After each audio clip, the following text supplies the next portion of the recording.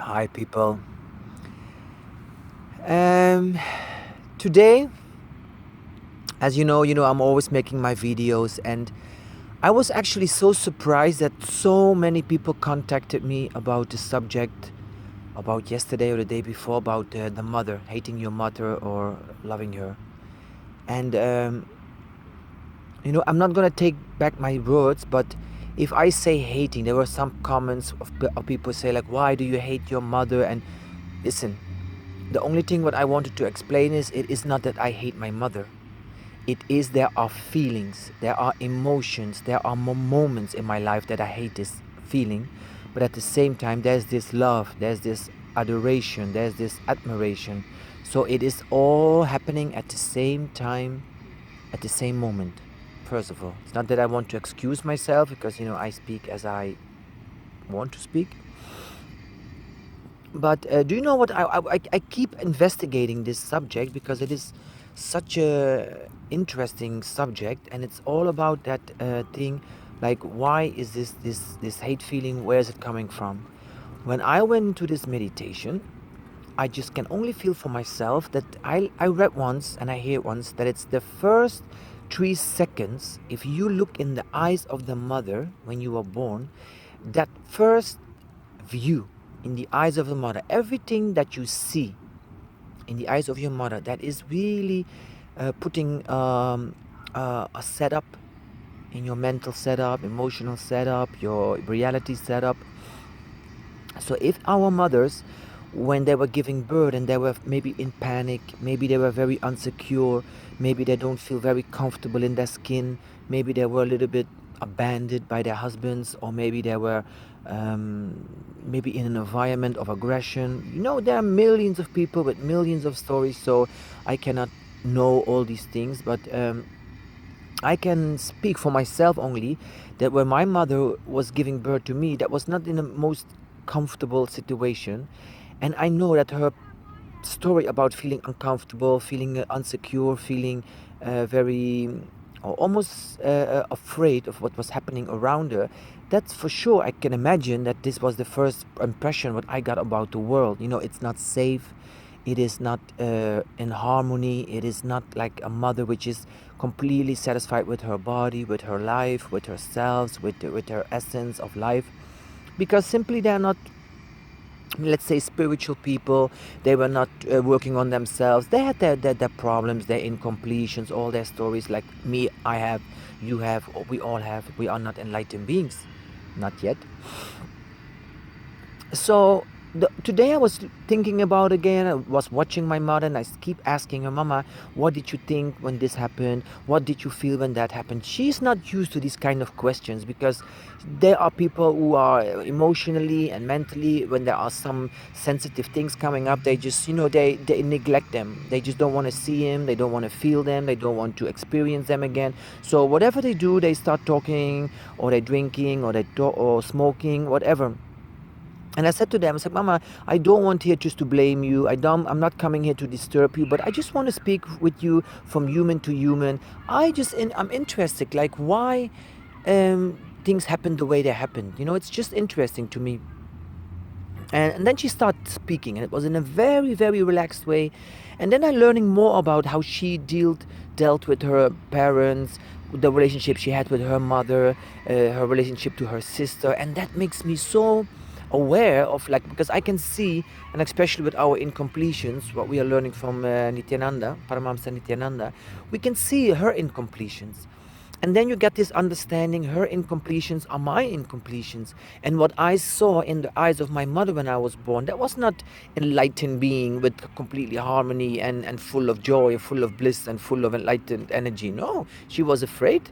She was insecure. She felt not on her ease. And that's what I felt. And that's why I have this part that when I feel unsafe, I blame my mother.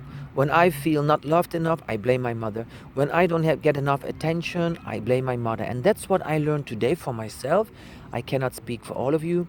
I think on our personal level, on our ego level, I think we all have these parts in us which are a little bit insecure, which are a little bit afraid, which are a little bit, we have this feeling that we were not seen, we were not heard as much as we wanted, and all these things we're blaming to our mothers. Because still our mothers is the first human being we see in this planet Earth. And of course, when we think about the enlightened level, about the spiritual level, we all choose our own family, our mothers, our countries, our religions, all these things, because these were the perfect situations to grow, to learn our lessons. But on a personal level, I'm 100% sure we don't know who our mother was. We were put in this family, in these situations, and we just have to deal with them. And then I start thinking what I always say, in a situation, in a relationship where there's love, there's always this hate. Love and hate is going so closely together. And I think we all do that in a certain way, that we love our mothers, we want to be with them, we want their love, we want their caress, how do you call that? We want them, that they caress us, they touch us, they comfort us, they love us, they soothe us. We want so many things from our mother. And of course, she's not always able. She's just a human being, but with her own problems, her own thoughts, her own beautiful parts, ugly parts, possibilities, impossibilities. So, and I think we all have to start dealing with this, that we just have to, I think we have to stop seeing as the mothers as our gods, or our Mrs. Perfect, because they're not. How can we ask? We want all that love, all this caressment. They need to touch us, they need to kiss us, they need to see us, they need to hear us. We expect so many things from them, and I think these human beings are not always capable of giving that to us. And then maybe the part in us, the baby in us, the child in us starts like nagging and things. I want more love, I want more attention, I want more, I want to be seen more, I want to be heard more. And I think all these things put together are the things when we start blaming our parents, and especially our mothers. And I think today, when I look to my mother, I really came to that moment where I thought, poor thing. I think Chico, I'm so nasty to her, I'm so irritated to her, and I'm just really pulling out with, like, I can feel in my own voice and in my own actions if I'm in love, or I'm in softness, or I'm in this mood of like, sticking with a stick in her system, in her body, in her whole being. And that really, I hate myself actually for that, and thinking, what am I doing? And it's just a fight in my head now in these moments. But I came on the end of the story that I think I just have to accept my mother. I want to accept my mother, no matter how she speaks, how she acts, how she lives, what she says, what she not says, what she gives, what she not gives. I really want to train myself. I want to love her. She's just a human being, and she is the human being who gave birth to me. And we all have to find peace with our own irritations, hate feelings, demandings, shortage of maybe the things we think we should receive that we never received. But we have to come to completion with them.